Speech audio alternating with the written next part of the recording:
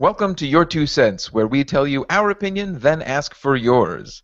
It appears that one of the biggest trends at this year's Consumer Electronics Show in Vegas is wearable tech. Everyone and their cousin seems to be unveiling some new gadget that's a watch and a heart rate monitor, or a watch and a cell phone, or headphones and a heart rate monitor. But just because people are making it doesn't mean that people will buy it. So my question is, when does wearable tech make sense? Have you guys seen anything announced at CES that piques your interest and makes sense as wearable technology? Lewis, why don't you start us out? Yeah, there were two things that actually were kind of interesting. The first one was the Garmin. Garmin has they announced a new it's kind of like a watch that kind of does it all. And like considering Garmin does the heart rate monitors, you think that they would have done this earlier. So it's kind of interesting that they're coming to the game late.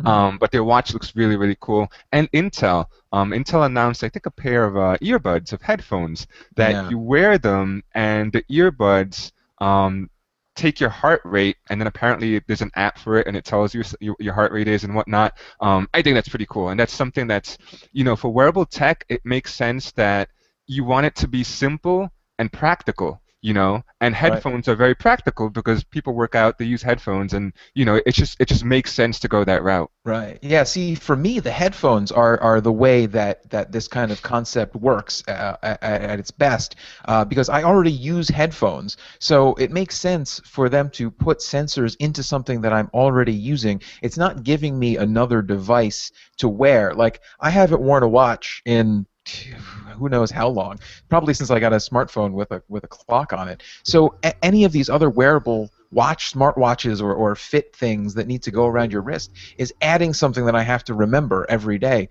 But if I can swap out my headphones with a piece of wearable technology that I don't know, somehow increases the value of my life, then I'm kind of all for that. It's kind of the same way I feel about Google Glass.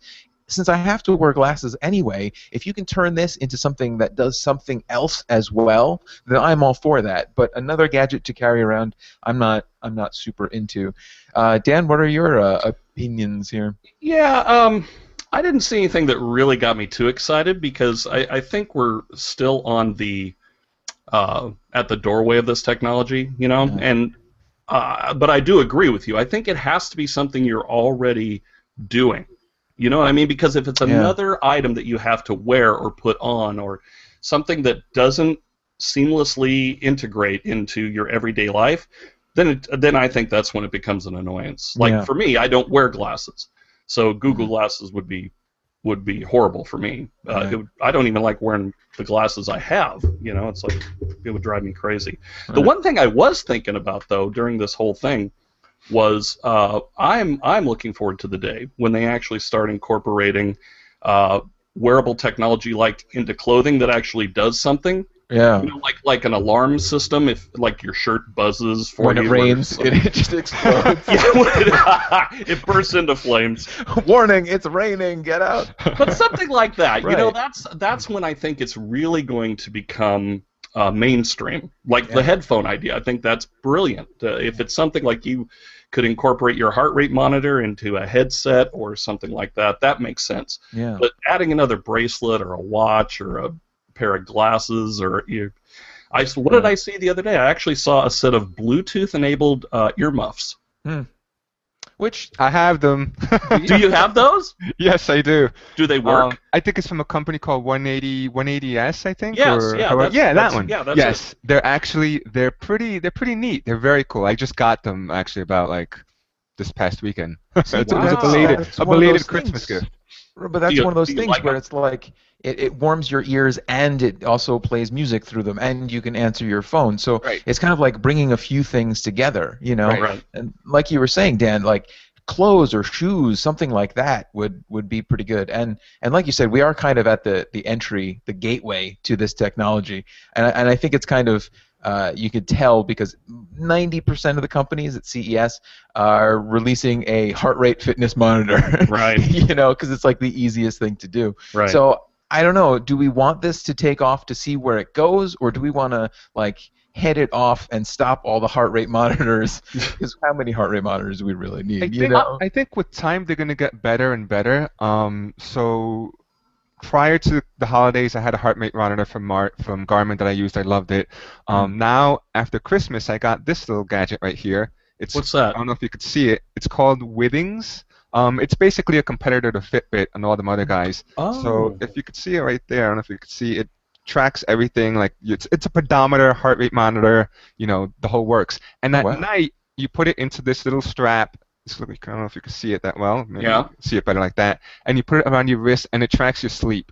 Now, at first, I was like, "Wow, you have to put a watch on to track your sleep. That's Right. kind of lame." But believe it or not, it's practical. It is so Mm. light. It is so just and it's kind of interesting. Because I always say I don't sleep enough, and it's kind of interesting that you sync the app then with your iPhone and with your Android device or whatever, and then it tells you how many hours of deep sleep you got last night, Mhm. how many times you woke up, whatever. It is kind of interesting, but I think with time, these kind of gadgets are gonna get smaller and just like they're gonna, it's gonna become seamless almost Mm. in stuff that we Right. already have. It's also interesting that there are two branches to wearable technology. They're the ones that do other things like answer the phone or take pictures like Google Glass, Right. or show your location. And then there are the other ones that are giving you feedback about your body and yourself, Right. you know.